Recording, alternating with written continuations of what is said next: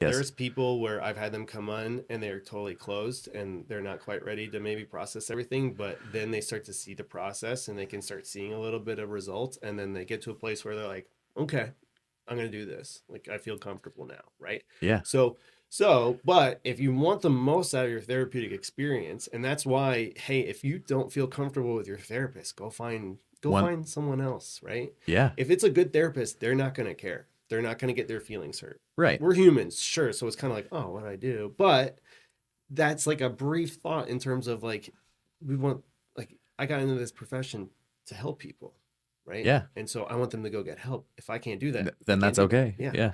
And so going in there and being like, I'm gonna just let it all come out.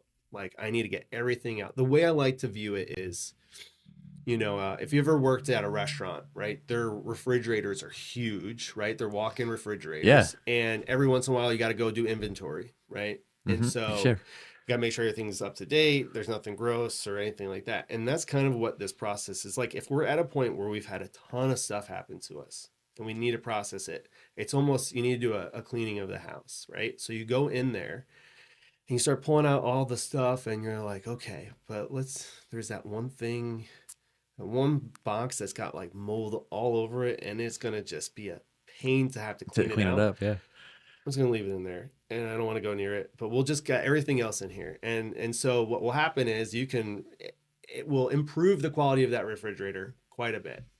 But that thing's still in the corner, and it's got mold all over it, and so